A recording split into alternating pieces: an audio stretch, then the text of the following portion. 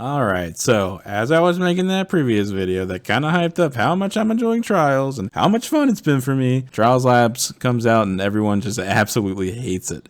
In fairness to me, it takes me a while to make videos right now because I'm learning a whole new editing software as well as Photoshop.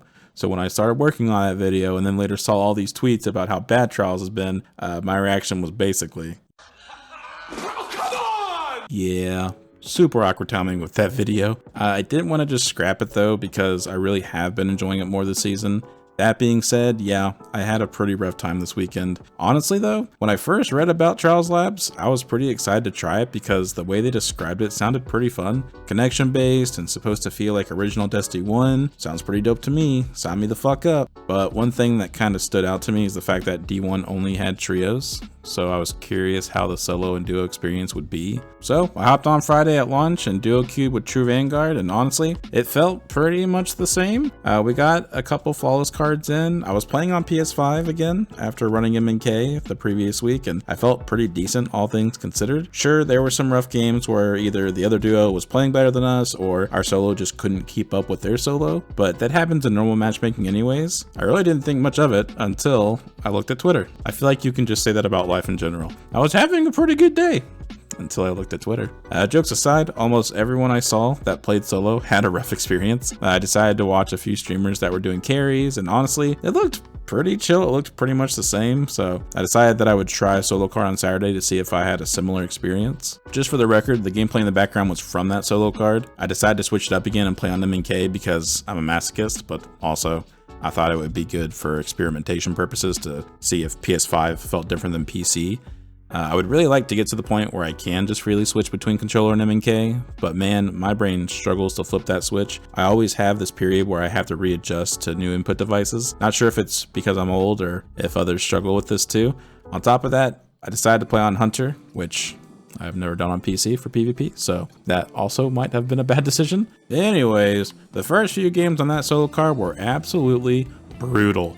My team got their absolute shit kicked in. I wasn't sure if I was getting punished with team balancing because I played well on Friday, or if I was just struggle busting because I jumped straight into Trials like an idiot. Probably should have played some PvE or something so I could get used to MNK, but like I said, I'm a masochist. I did end up looking through Destiny Tracker to see how my teammates were stacking against the opponents in those first few games, and it was pretty lopsided. Numerous times my opponents had like similar skill levels to mine, and my teammates were significantly worse. And I don't mean to throw shade at them or anything. They were just trying to have fun. It's a video game, for God's sake. But I was curious just because of the new matchmaking. And the opposite would also happen, where one of my opponents was clearly very good, but they were given the lesser skilled teammates.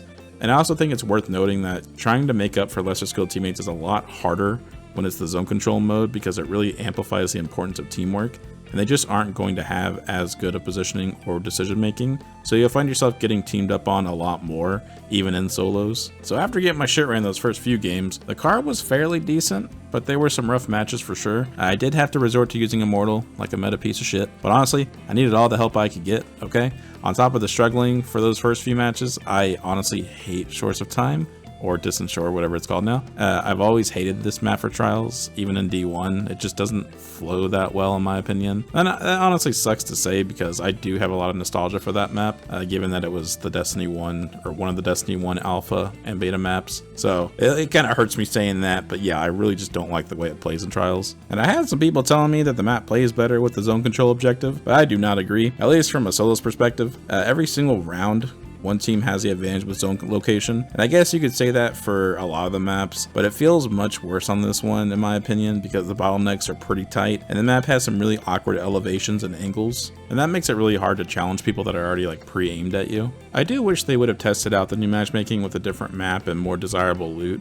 It's hard to really gauge the system when it feels like a lot of people are just not going to bother playing. I ended up only doing 2 solo cards myself and really had no desire to do more.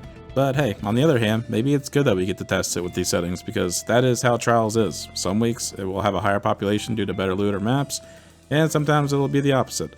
So I guess it's important to test it in different scenarios. I believe the next time Labs is up, it's going to be Immortal, so that'll hopefully be a much different experience. Anyways, back to the solo card. It went pretty well. There were some close matches along the way, a couple 5-4s. We even had a pretty nice 4-1 comeback in one of those. But on that first Lighthouse game, it definitely felt like I got team balanced pretty hard. As you can see, my duo struggled. I'm gonna blur out the names and whatnot because I'm not trying to like shame anyone. And it's not their fault they were put into that lobby. They're just trying to have fun. But like I said earlier in the video, that can just happen too, so it's not necessarily because of the new matchmaking.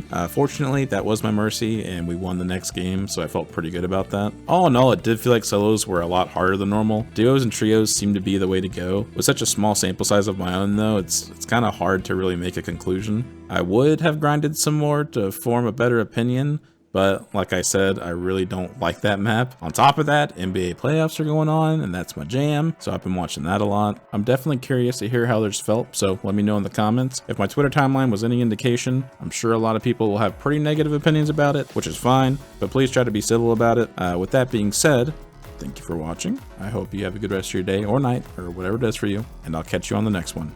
Much love, dudes. Bye.